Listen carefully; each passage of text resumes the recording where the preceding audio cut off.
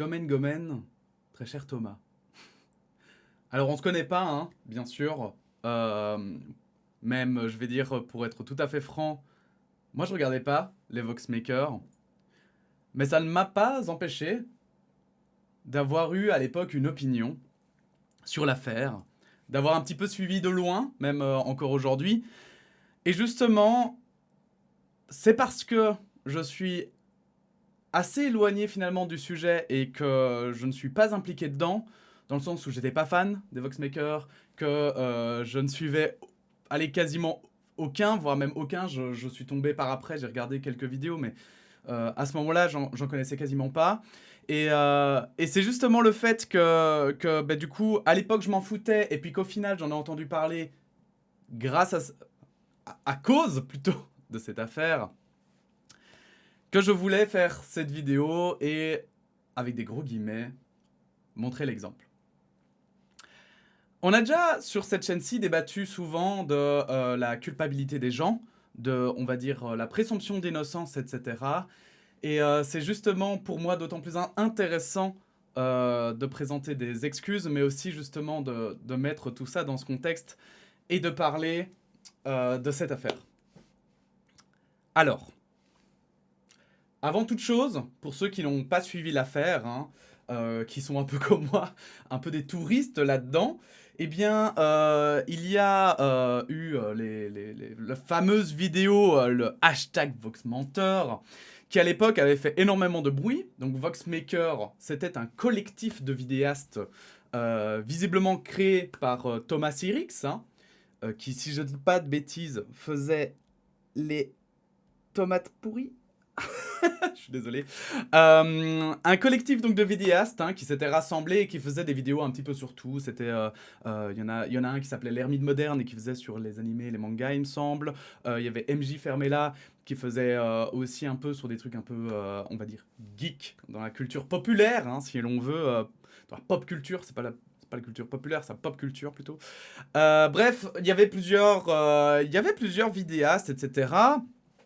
Et peut-être que ces noms vous disent quelque chose, car dernièrement, ces dernières années, ils ont fait pas mal parler d'eux, et pas forcément pour des bonnes choses, même en fait pas du tout pour des bonnes choses.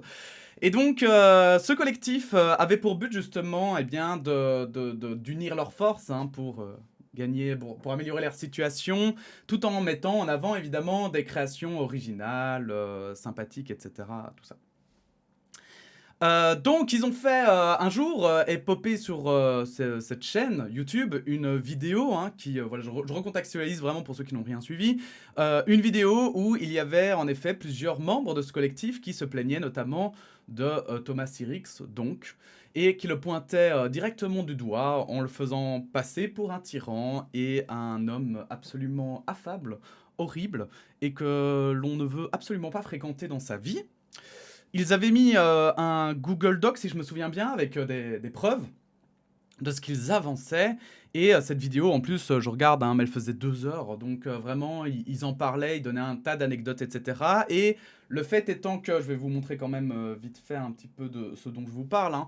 Donc ici, voilà, c'est... Donc, ici, on a donc la vidéo de Psychodélique, hein, qui résume finalement le live de Thomas Sirix, qui lui-même répond à la vidéo de l'époque. La vidéo à l'époque, c'était, je sais pas, c'était il y a, il parle de 2017, je crois. Donc c'est il y a un moment hein, maintenant, c'est vieux avec des gros guillemets.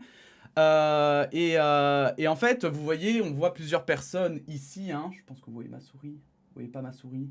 Je me déteste. En haut à gauche, hein, donc c'est la vidéo.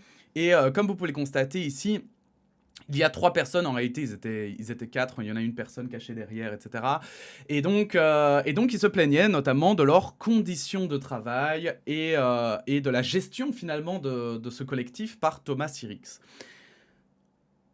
Alors, comment avons-nous agi à l'époque? Moi, je m'en souviens très bien. Comme je le dis, moi je connaissais pas le collectif, hein. C'était vraiment quelque chose que je découvrais un peu sur le tas. À l'époque, c'était bah, d'ailleurs mon ex-copine qui m'en avait parlé, parce que elle suivait ce collectif, et elle m'avait montré un petit peu tout ça et tout, et moi, bah, forcément, première réaction, c'était quand même, waouh, c'est violent, ils sont déjà plusieurs à aller dans le même sens, à donner les mêmes informations, parler de la même manière. Il y avait le côté, alors moi j'avais pas regardé les preuves, j'avais regardé je crois juste le Google Doc, s'il existait, on sait jamais.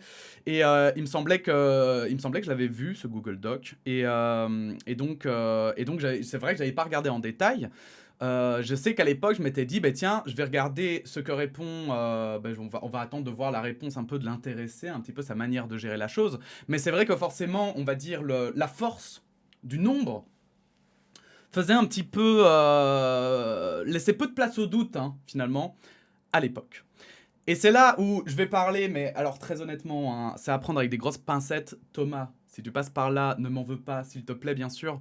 Je ne suis pas dans sa situation, je ne sais pas, et j'espère, très sincèrement, au vu du nombre de personnes qui en parlent, j'espère ne jamais la vivre, hein. Mais c'est vrai qu'à l'époque, en fait, Thomas Sirix, donc, s'était un petit peu enfermé dans le silence, comme beaucoup de gens le font.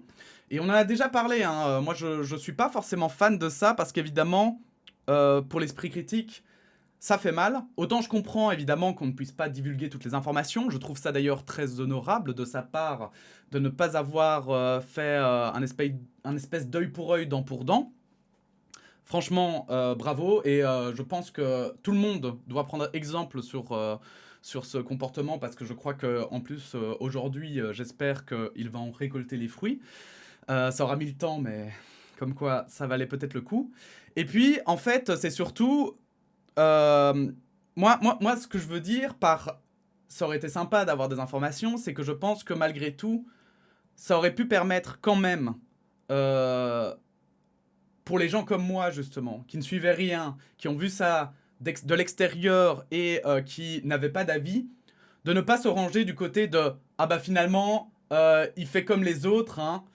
Parce qu'au final, je vais dire, c'est un peu ça, je vais dire, le seul souci, c'est que quand on s'enferme dans « Ah ben moi je vais porter plainte pour diffamation, mais je ne donne aucune info », c'est qu'en fait, ceux qui sont coupables, souvent, enfin ceux qui sont déclarés coupables même par la justice, par après, font les mêmes méthodes. Donc du coup, pour moi, je vais dire, en termes de communication, je suis pas convaincu que ce soit à 100% la bonne méthode, si bonne méthode existe, bien sûr. Parce qu'en réalité, justement, et c'est là où je trouve que l'affaire est vraiment intéressante, c'est que, est-ce qu'il y a une bonne méthode? Et c'est pour ça que je voulais aussi rebondir dessus. On va rebondir sur plusieurs choses, hein, donc je vais quand même vous dire les sources un petit peu que j'utilise, hein. Donc j'utilise la vidéo de Psychodélique, hein, qui, voilà, Vidéoscopie, Thomas Sirix debunk les Voxmakers, qui résume, et comme vous pouvez le constater, je suis qu'à 1 heure. Il y a 3h30 de vidéo, j'avoue que j'ai pas eu le temps encore de tout regarder. Je vais essayer de tout regarder parce que je trouve ça hyper pertinent. D'ailleurs, je le dis aussi, hein, je trouve que c'est hyper pertinent comme résumé. Ça veut pas dire que je suis d'accord forcément. En fait, il y a des subtilités avec Psychodélique sur lesquelles je suis pas tout à fait d'accord, mais on s'en fout, on va pas parler de ça.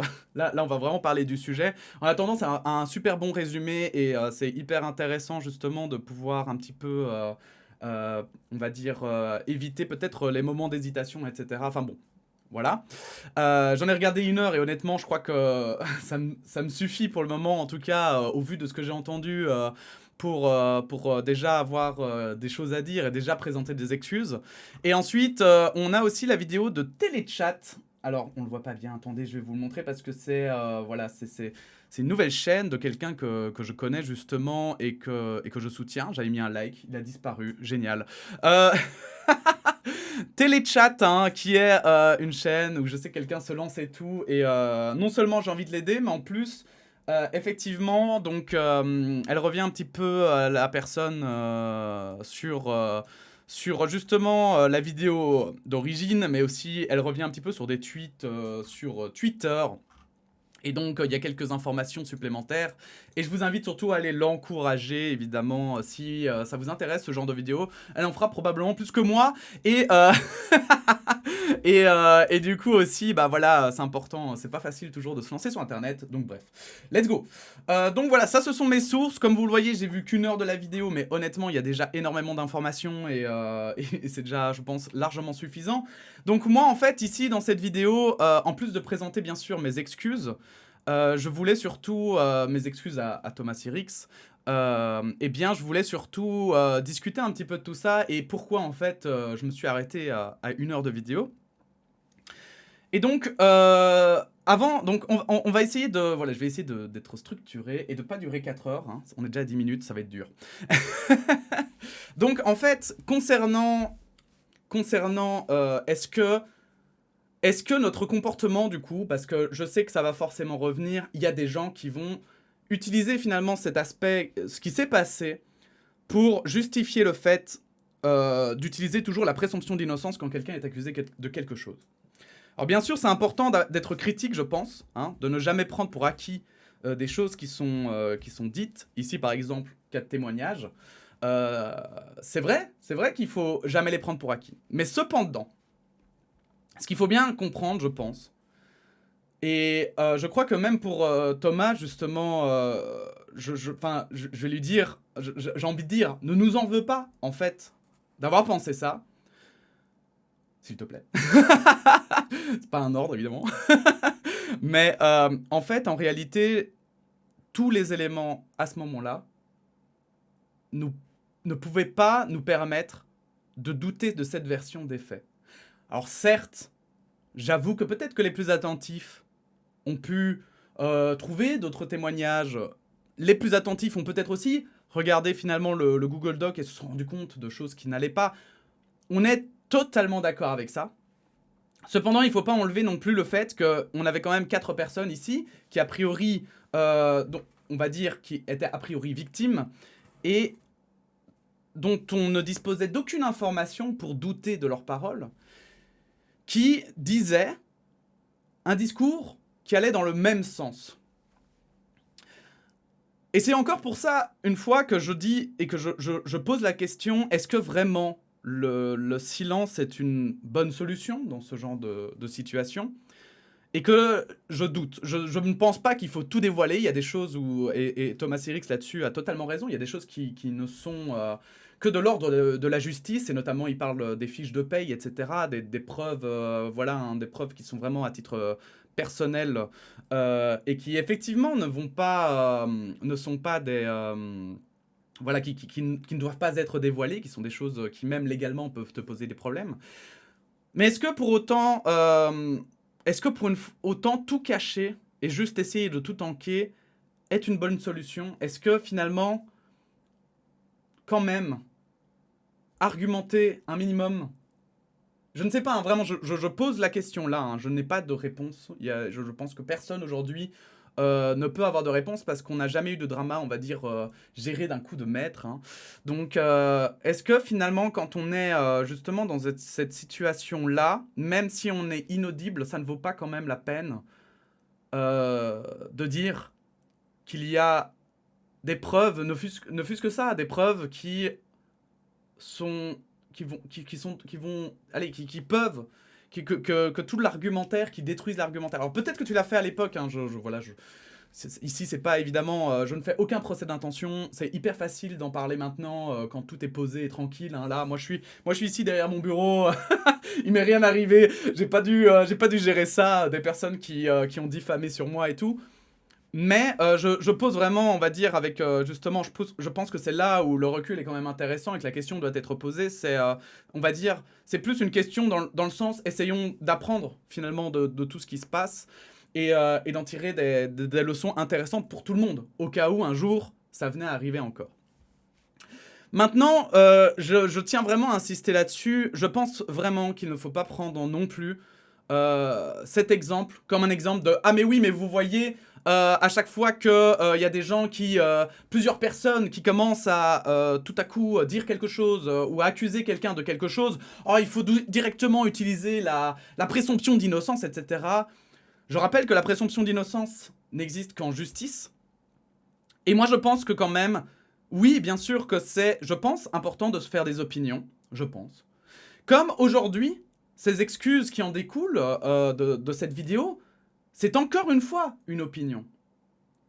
Et je pense que c'est pour ça que c'est important en fait.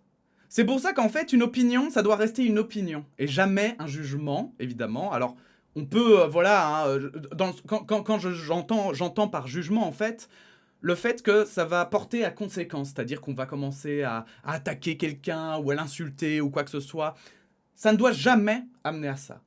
Cependant, ça n'empêche pas, bien sûr, je pense, hein, de désapprouver des comportements. Par exemple, ici, dans cette vidéo, on ne peut, je pense que même Thomas Sirix est totalement d'accord que une personne telle qu'elle a été décrite ne peut pas être soutenue. Elle ne peut pas être mise en avant. On ne peut pas se dire « Ah ben oui, ok, c'est bon, mais moi j'aime bien le programme de Thomas, donc tranquille. » Vous voyez ce que je veux dire? C'est que la personne qui a été décrite à l'époque ne pourrait pas être soutenue et ne pouvait pas être défendue, en tout cas, avec les éléments dont on disposait. Cependant, comme justement une opinion n'est pas fixe, c'est ce qui permet aujourd'hui, et c'est pour ça que cette vidéo a une certaine importance pour moi, parce que c'est la première fois que je peux le faire, et j'avais envie d'avoir cette occasion, entre guillemets, de le faire, même si en vrai c'est très nul, je suis vraiment... voilà, c'est quelle situation horrible. Mais disons que ça permet d'en parler. Et en fait, aujourd'hui, c'est parce que justement, c'est parce qu'on avait une opinion à l'époque, qu'aujourd'hui, on peut aussi s'excuser, et peut-être aussi rattraper cette erreur. Et moi, en fait, il y a ce côté aussi où je pense que c'est vrai qu'à l'époque, Thomas Sirix en a beaucoup bouffé. Je dirais que, voilà, comme si Codelic qui souligne dans sa vidéo qu'il est trop gentil, bah peut-être qu'effectivement, on va dire, c'est peut-être son erreur, effectivement, trop de naïveté, trop de... Parce qu'en même temps, et ça on va en reparler justement de la manière dont il gérait les Voxmakers et dont il en parle, moi j'ai envie de rebondir là-dessus. Mais effectivement, en fait, on va dire, il y a probablement eu des erreurs, pas des erreurs dans le sens du coup, hein, c'est des erreurs de victimes, hein, bien sûr, dans le sens où ce ne sont pas des erreurs. Si tu es sur ton téléphone et que tu te le fais voler, voilà, il y en a qui vont te dire l'erreur c'est de l'avoir sorti. Bah, non, d'accord. Par contre, c'est vrai que ça n'empêche pas d'être prudent à certains endroits, etc. Quand tu sais que voilà, je sais pas comment le dire, c'est horrible. Mais effectivement, on va dire, je dirais pas que ce sont des erreurs, je sais pas comment utiliser le terme.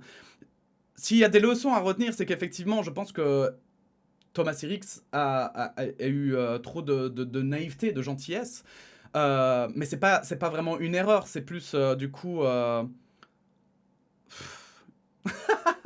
n'y a pas de mots pour ça. C'est une plaie. Et du coup, effectivement, je pense que c'est quelque chose à retenir dans cette affaire. C'est que, bien sûr, c'était difficile à l'époque de pouvoir remettre en doute le témoignage des Voxmakers à partir du moment surtout où on n'avait aucune autre information de l'autre côté et qu'on est malheureusement, je suis totalement d'accord avec vous, dans un monde où eh bien, les menteurs, les manipulateurs, les vrais charlatans ou autres personnes mal intentionnées vont utiliser en fait le mutisme pour éviter d'aggraver leur situation.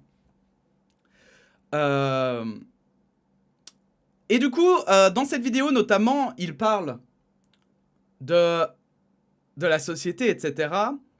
Et c'est là aussi où je pense que... C'est pour ça que je voulais rebondir dessus. C'est là où aussi je pense que c'est un élément important à prendre en compte dans une opinion. Pourquoi est-ce qu'une opinion évolue et pourquoi est-ce qu'en fait on peut se permettre d'avoir une opinion à un certain moment et de le voir évoluer? C'est parce que par exemple à l'époque, quand l'affaire est sortie, par rapport à aujourd'hui, je me rends compte que administrativement, j'y connaissais quasiment rien au monde de l'art. Et justement, aujourd'hui, je suis en plein dedans, avec ces questionnements. Est-ce que je dois faire une société? Est-ce que je dois être indépendant? Quel type de société je dois faire? Quel diplôme je dois avoir pour pouvoir faire une société? Parce qu'en Belgique, on doit avoir une sorte de diplôme. Comment être payé? Comment être payé légalement? Qui payer comment? Et pourtant, je peux vous le dire, hein, c'est une question qui a toujours été dans ma tête, personnellement. Parce que moi, on va dire, la chance que j'ai eue par rapport à Thomas Sirix, c'est que moi, je me suis fait arnaquer quand j'étais petit. J'étais très naïf quand j'étais petit. Et il y a beaucoup de gens qui en ont profité. Beaucoup, beaucoup. Et donc, il y a un moment donné où je me suis dit, ok, d'accord, je pense... Alors, personnellement, je suis intimement convaincu que les gens qui arnaquent, les gens qui volent, les gens qui trichent, etc., en réalité, se font beaucoup plus de mal qu'aux autres. Parce qu'au final, ils sont là. Enfin voilà, j'ai pu en parler avec des gens comme ça et j'ai l'impression qu'ils s'enferment juste dans un monde, dans un monde dans leur tête, en faisant du mal aux autres. Et en fait, au final, ils sont même pas heureux. Bref, ça c'est ma pensée personnelle. Mais il y a surtout le fait que à l'époque, je me suis dit, ok, c'est vrai que moi j'aime bien encore faire confiance aux gens, mais disons que confiance ne veut pas dire confiance aveugle. Et donc, par exemple, moi, aujourd'hui, j'ai pris le réflexe quasiment systématique avec tous mes partenariats. Donc, pour ceux qui l'ignorent, je fais du streaming. J'essaye aussi de percer dans le monde des arts et notamment justement sur Twitch, etc. Donc, je suis amené à discuter argent, beaucoup, beaucoup, beaucoup. Je suis amené à faire beaucoup de devis. Je suis amené à discuter avec des gens qui vous promettent de l'argent et puis qui, au final, vous font « Ah, non !»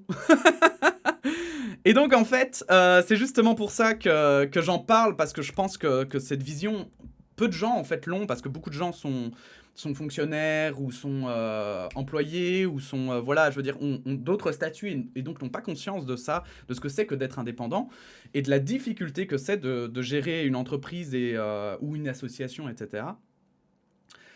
Et donc en fait, en fait particulièrement dans le monde de l'artistique, parce que dans le monde de l'artistique, on a toujours peur, il y a toujours cette peur, je vais dire culturelle, hein, de penser que les tricheurs vont s'engouffrer dans cette brèche hein, qui est l'art, et qu'il y a des gens qui vont rien glander et avoir de l'argent, et du coup, et du coup profiter un petit peu du statut d'artiste, par exemple, pour littéralement ne rien foutre de leur journée. Et donc on met un tas de lois pour obliger les gens en fait à justifier tout ce qu'ils font dans l'art. Et c'est pour ça qu'en fait, je voulais soutenir un petit peu ce côté-là du discours quand il dit « Les gars, vous vous rendez pas compte, mais je vivais avec 900 balles par mois. » Oui, oui, c'est bien le mur d'une cave, oui. Voilà. Oui, oui, oui. La situation de merde, je la connais. Être pauvre, oui, oui, je sais. Je sais ce que c'est. Déjà, en vrai, à l'époque, enfin voilà, je sais que c'est peut-être pas beaucoup pour l'époque et tout, mais c'est déjà incroyable qu'il ait sorti tout ça. Et il parle notamment de la légalité, etc. Et du fait que eux, ils voulaient être payés en black, etc. Et c'est vrai que beaucoup de gens, quand ils ne connaissent pas l'administratif et ils ne connaissent pas comment ça marche, ont très vite envie de tout faire en noir, mais il faut savoir que il y a de nombreux désavantages à faire en noir. Notamment, rien que, je vais dire, éthiquement, hein, puisque je vous rappelle que les impôts, on les paye pour le bien commun, de base. Et qu'ensuite, l'argent en noir, en fait, par exemple, tu vas pas déjà commencer à cotiser pour ta retraite, tu vas pas commencer ça ne sera pas compté comme des heures de travail. Donc, par exemple, si un jour tu tombes au chômage, ce ne sera pas compté comme des heures de travail, et donc tu auras droit à un chômage moins fort, etc. Et il faut savoir que justement, cette situation, moi aussi je l'ai vécu, des moments où en fait, il y a des mecs qui m'ont complètement arnaqué et qui m'ont par exemple payé en noir, en me disant « Mais ouais, t'inquiète, t'auras plus d'argent, trop bien, t'auras plus d'argent !» Et en fait, c'est la baise totale. Voilà, j'ai pas peur des mots. Oui, oui, ici on dit encore des insultes. Hein. Vous savez, la monétisation. Je crois que cette chaîne me rapporte 1 euro, même pas 1 euro par mois, donc basta. Mais donc voilà. Donc maintenant, moi j'en suis justement un tournant un petit peu sur mon stream où on est vraiment, on essaye, on commence à avoir des revenus. Et on commence à avoir des contrats, mais on n'est pas une société, donc du coup, c'est le bordel. Et donc, en fait, ce que Thomas Sirix explique là, vraiment, allez, je vais dire, ça me parle énormément, et ça me touche en partie, parce qu'en fait, je me rends compte que il était vraiment très très malin, très pragmatique sur sa manière de penser, et que c'est vrai que, allez, contrairement à l'image qu'on donnait de lui, vraiment, il avait l'air, mais il avait l'air super, quoi. Vraiment, il avait l'air super. Il avait l'air. Alors voilà, encore une fois, hein, ce sont des témoignages. Moi, je le connais très peu, je le connais même pas personnellement. J'ai même jamais eu d'échange indirect, je pense, avec lui. Indirect dans le sens sur Twitter ou quoi que ce soit.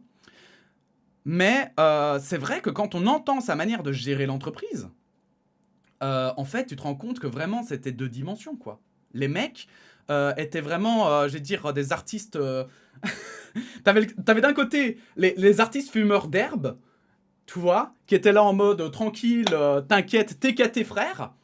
Et de l'autre, t'avais le gars qui devait juste, qui devait juste s'en sortir. Et c'est vrai que je pense que Thomas sera d'accord avec moi. On est les premiers tristes, en fait. Hein. On aimerait tous faire de l'artistique en vivant d'amour et d'eau fraîche et en se disant qu'on s'en bat les steaks, qu'on veut juste, voilà, on veut juste créer et que c'est juste ça notre moteur et tout. Mais non, en fait, on doit payer des choses. Moi, je veux payer des factures toutes les semaines. Et justement aussi, je rebondis, hein, parce que ils disent oui, quand t'es chez tes parents, tu connais pas. Moi, j'ai dû revenir chez mes parents. Je dois payer quand même des factures parce que en fait, on se partage en fait. C'est normal. En fait, moi j'ai dû revenir un peu contre mon gré à cause du Covid, etc. Et puis maintenant, en plus, j'essaye de gagner ma vie avec l'artistique et c'est extrêmement dur, vraiment. Vous vous rendez pas compte à quel point c'est dur, vraiment. Vraiment. Sauf si t'as un coup du sort et que tu es choisi par une quelconque main du destin, par l'algorithme sacré, hein. C'est extrêmement difficile. C'est extrêmement difficile. Comme je vous le dis, même légalement, pour gagner de l'argent artistiquement, c'est extrêmement difficile. Tu dois mettre beaucoup d'argent, tu dois avancer énormément d'argent, tu dois y mettre beaucoup du tien. C'est très dur. C'est vraiment très dur. Et donc, c'est pour ça qu'en fait, voilà, je voulais revenir là-dessus, c'est que ce que me dit, là j'ai regardé qu'un tiers du coup, même plutôt un quart de la vidéo de Psychodélique sur la vidéo de Thomas Sirix qui elle-même était un live extrêmement long. Et en fait, je voulais, je vais dire, amener en fait juste, allez, frotter encore un coup dessus, rajouter un soutien, je vais dire, à tout ce qui se dit. Oui, oui, en fait, après coup, là maintenant, et avec les fameux arguments qui sont avancés, avec le recul, avec ce qu'on sait maintenant de ces personnes qui ont témoigné et qui visiblement ont une éthique et une morale plus que discutable, eh bien, aujourd'hui, je pense que Thomas Sirix mérite des excuses. Et encore une fois, hein, ça n'empêche pas que ce soit jusqu'à preuve du contraire. Vous savez, et c'est ça que je veux dire en fait, c'est que ça marche dans tous les sens du terme. L'esprit critique, c'est pas juste quand ça nous arrange, évidemment. Et l'esprit critique, en fait, il nous impose à nous excuser quand on s'est trompé. Et nous impose et en fait, je regardais la vidéo d'ailleurs de la tronche en biais qui a littéralement dérapé sur Twitter par rapport à Psychodélique, justement, et j'en suis triste, parce que pour moi, je trouve que c'est essentiel de savoir s'excuser, c'est essentiel de savoir reconnaître ses erreurs. On est humain, et on fait le mieux qu'on peut pour savoir la vérité, et c'était pas facile à l'époque de savoir la vérité, c'était une affaire bien plus complexe qu'il n'y paraissait, et effectivement, Thomas Sirix, ça fait partie des rares victimes, mais des victimes quand même qui existent et qui sont parfois là, effectivement. C'est pas parce que c'est rare que ça n'existe pas, d'un espèce de coup monté comme ça. Et du coup, je pense que ces personnes-là méritent des excuses et surtout qu'on rattrape le coup. Voilà. Alors j'attendrai quand même, je vais dire moi, j'attendrai quand même le jugement définitif du coup, parce que peut-être qu'alors du coup on aura vraiment toutes les preuves et on pourra réellement avoir l'esprit tranquille concernant la situation et la vérité finalement éclatera, puisque je vous le rappelle, hein, c'est toujours finalement ça qui est important. Mais donc en fait, en attendant, je pense que quand même, là, il y a pas mal d'infos qui ont été sorties, il y a pas mal de choses, et du coup, voilà, je me répète encore, hein, mais Thomas, désolé, tu me connais pas, je te connais de loin, mais moi aussi, j'ai ri à la blague de la pizza. Je l'ai RT à l'époque, je l'ai liké, euh, j'ai beaucoup ri. Alors, je suis désolé, mais ça restera un mème, mais beaucoup moins drôle, du coup, forcément. Je porte plainte pour diffamation, harcèlement verbal, etc. Forcément, voilà, je pense que forcément ça devait être un moment horrible. En fait, j'y pense et je me dis, mais putain, ça devait être un moment horrible. Mais il y avait une vibe dans cette vidéo que j'oublierai jamais et je pense que malheureusement c'est comme ça, c'est Internet et Internet qui s'en fout de la situation, les mêmes restent à jamais. Mais en tout cas, sache-le, voilà, moi je m'excuse je suis personne, hein. Tu t'en foutras probablement grandement. Et je suis même pas sûr que cette vidéo fera beaucoup de vues. Enfin, je veux dire, en fait, je crois que je le fais plus pour moi que réellement pour quoi que ce soit. Mais voilà, je présente, moi, mes excuses. Je me suis trompé.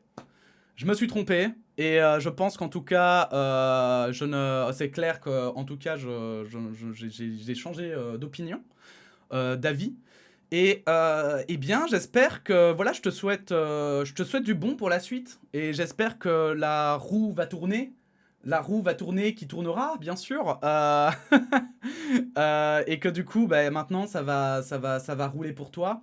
Que justice sera rendue, évidemment. Et comme tu le dis, bah, si tout ce que tu dis est vrai et si tu as preuve de tout, il risque très, très, très, très, très, très, très, très gros. En plus, vu la plainte pour certains qui se tapent de psychodéliques, etc., ça va faire extrêmement mal.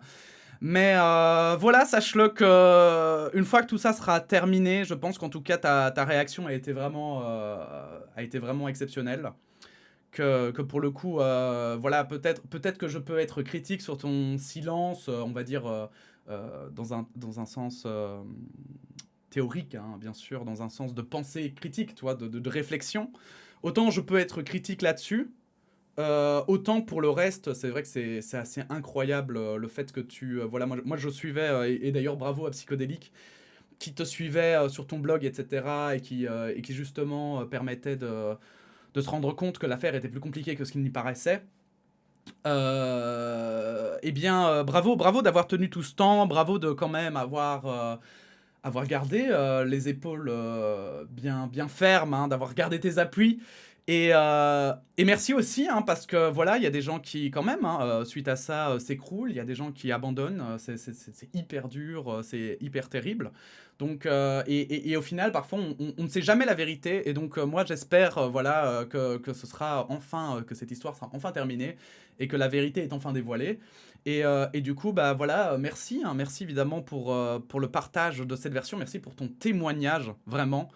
Parce que je pense que c'est hyper important. Je pense que c'est hyper important et c'était extrêmement frustrant d'ailleurs. Je vais dire justement tout ce moment, moi je me rappelle, voilà, du coup, moi j'avais des bribes comme ça de ce que tu écrivais et tout. Et je savais pas comment le prendre parce que c'était difficile de se faire une opinion de quelqu'un qui avait été complètement fourvoyé et qui n'avait pas réagi. Et du coup là, au moins, on a un autre son de cloche qui effectivement avec le recul on entend d'autant mieux. Et comme en plus tu as réagi de manière très intelligente, en tout cas en termes, je vais dire, par rapport à ceux qui t'accusaient, t'as jamais été harcelé, t'as jamais fait quoi que ce soit, t'as jamais répliqué, etc. Et ça, c'est une grande leçon qu'on doit tous retenir, c'est que, enfin, vous savez, quand on vous fait des vacheries, hein, quand on vous fait des vacheries, mais elles peuvent être, ça peut être des trucs extrêmement durs. Mais juste, si vous répliquez, en fait, vous devenez comme ceux que vous affrontez, en fait. Et c'est vraiment un truc qu'on revoit dans beaucoup d'œuvres. Mais je pense que c'est très vrai. En fait, avant toute chose, il faut avant tout être droit par rapport à soi-même. Et c'est ça le plus important. Et pour être droit par rapport à soi-même, il faut surtout pas tomber dans les pièges des autres qui essayent qui font des saloperies, des pourritures, parce que en plus, ça rend rarement heureux, en plus. Bon bref, j'ai assez causé, je dis en plus n'importe quoi, on est à 35 minutes, y en a qui vont me dire « Ouais, putain, la vidéo est trop longue », bah je suis désolé, mais en même temps, voilà, hein, ça faisait longtemps que j'avais pas fait de vidéo, fallait qu'on cause, bref, c'est tout pour moi. Encore une fois, désolé Thomas, j'espère que tout ira bien pour toi maintenant. Je vous invite évidemment simplement à vous intéresser à l'affaire, à revoir votre jugement si vous en aviez un, à revoir votre opinion si vous en aviez une. Et sinon, j'espère qu'il y aura des vidéos qui vont un petit peu, voilà, qui vont contracter un petit peu l'affaire, qui vont expliquer un petit peu brièvement ce qui se passe pour les gens qui n'auraient pas suivi, parce que je pense que cette affaire est vraiment très intéressante, que ce soit en termes critiques, que ce soit en termes de pensée, etc. Bref. Merci à tous d'avoir visionné cette vidéo. Je vous invite à vous abonner aussi, hein, je sais pas. Bon bref, la bise, et puis à bientôt pour de nouvelles actualités. Voilà, des bisous.